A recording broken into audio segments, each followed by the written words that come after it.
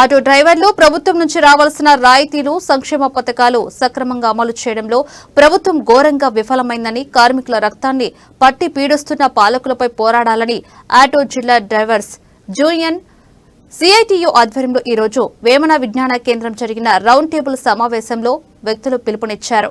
ఈ round table సమావేశానికి auto union జిల్లా అధ్యక్షుడు లక్ష్మయ్య అధ్యక్షత వహించడం జరిగింది.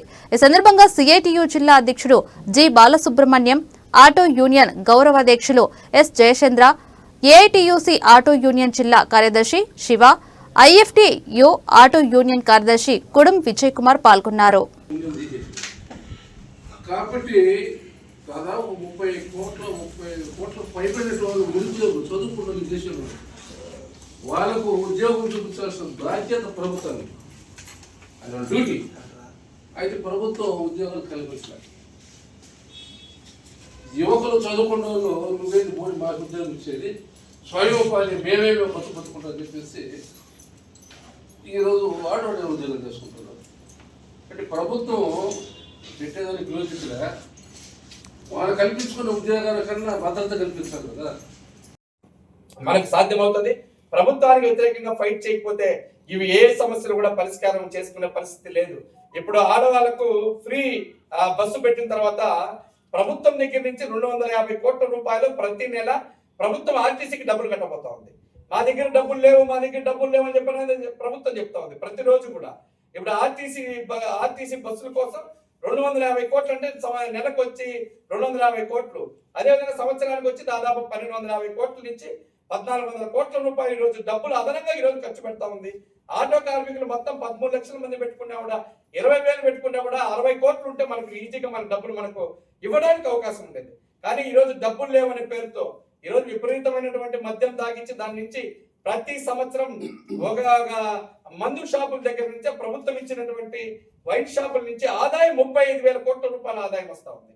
ప్రతి సంవత్సరం 35,000 కోట్ల రూపాయలు ఒక మందు ద్వారా ఆదాయం వస్తుంది, తాగే మందు ద్వారా. ఈరోజు ఒక ఎమ్మెల్యే జీతం, ఎంపీ జీతం ప్రతి సంవత్సరం పెరుగుతూ ఉంది. ప్రతి సంవత్సరం కూడా పెరుగుతూ ఉంది ఎమ్మెల్యే జీతం. ఒకప్పుడు 2019లో ఎమ్మెల్యే జీతం ఎంత ఉండిందంటే ఎమ్మెల్యే జీతం 1,40,000 రూపాయలు ఎమ్మెల్యే జీతం ఉండేది. ఈ రోజు స్టిల్ 2025 వచ్చే సమయానికి, అంటే చంద్రబాబు నాయుడు వచ్చే ప్రభుత్వం వచ్చే సమయానికి 2,45,000 రూపాయల జీతం పెరిగింది. అంటే 1,00,000 రూపాయలు ఈరోజు జీతం పెరిగినటువంటి పరిస్థితి ఉంది. ఎంపీ జీతం 1,85,000 రూపాయల నుంచి 3,25,000 రూపాయలకి ఎంపీ జీతం పెరిగింది. ఇవన్నీ కూడా డబ్బులు ఎక్కడి నుంచి వస్తా ఉన్నాయి? మీ జీతాలు పెంచుకోవడానికి మాత్రం మీ దగ్గర డబ్బులు ఉంటా ఉన్నాయి. మా జీవితాలు బాగుపడడానికి మాకు ఇచ్చినటువంటి హామీలను మీరు ఎందుకని అమలు చేయరు అని చెప్పిన మనం నిలదీయాల్సినటువంటి అవసరం ఉంది. డబ్బులు ఆటోమేటిక్ గా పరిగెత్తుకుంటూ వస్తాయి. కొన్ని సౌకర్యాలన్నీ కూడా ఈరోజు విమానాల్లో తిరిగేటివి, లేకపోతే సపరేట్ ఫ్లైట్ చేసుకొని పోయేటివి. ఒక్కరోజు చంద్రబాబు నాయుడు మీటింగ్ పెడితే ఎన్ని కోట్లు ఖర్చు అవుతుంటే 12 కోట్లు ఖర్చు అవుతుంది. ఒక్కరోజు ఆయన 1 గంట సేపు ఒక సిగరెట్ మీటింగ్ పెడితే 12 కోట్లు ఖర్చు అవుతుంది. ఆయన 5 మీటింగ్లు కాదనుకుంటే మనకు రాష్ట్ర వ్యాప్తంగా మనకి ఇవ్వాల్సినటువంటి డబ్బులంతా కూడా రాష్ట్ర వ్యాప్తంగా కూడా ఇవ్వడానికి అవకాశం ఉంది. అంటే ఆ డబ్బులన్నింటినీ కూడా వృధా అవుతా ఉంది. ఆ డబ్బులను ఆటో కార్మికులకు కేటాయించండి. ఆ డబ్బుల ద్వారా చాలా మంది కార్మిక కుటుంబాల్లో జీవనం కొనసాగించడానికి ఉపయోగపడుతుంది.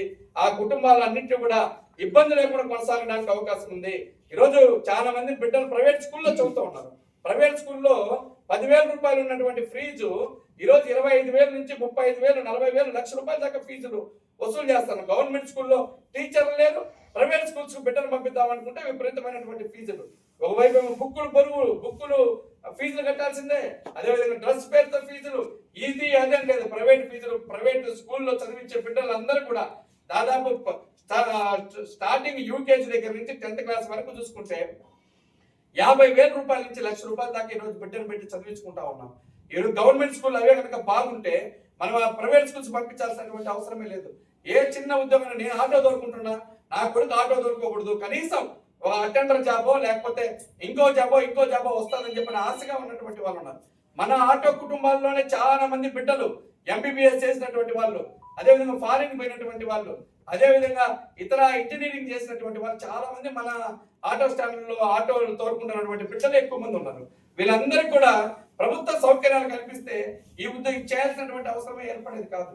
కాబట్టి ప్రభుత్వం ఈ రకంగా మన పట్ల చాలా దుర్మార్గంగా వ్యవహరిస్తా ఉంది. మన రక్తం పీల్చి పిప్పి చేస్తా ఉంది. మన రక్తాన్ని ఎక్కడ చూసినా, ఏ రోడ్లు చూసినా రోడ్లు బాగలేవు.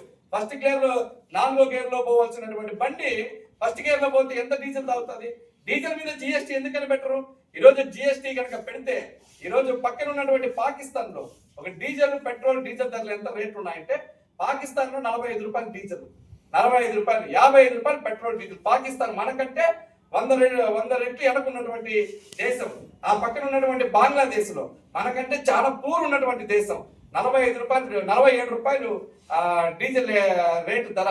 కానీ మన రాష్ట్రంలో దాదాపు 95 రూపాయల నుంచి 98 రూపాయల దాకా డీజిల్ ధర ఉన్నటువంటి పరిస్థితి ఉంది. పెట్రోల్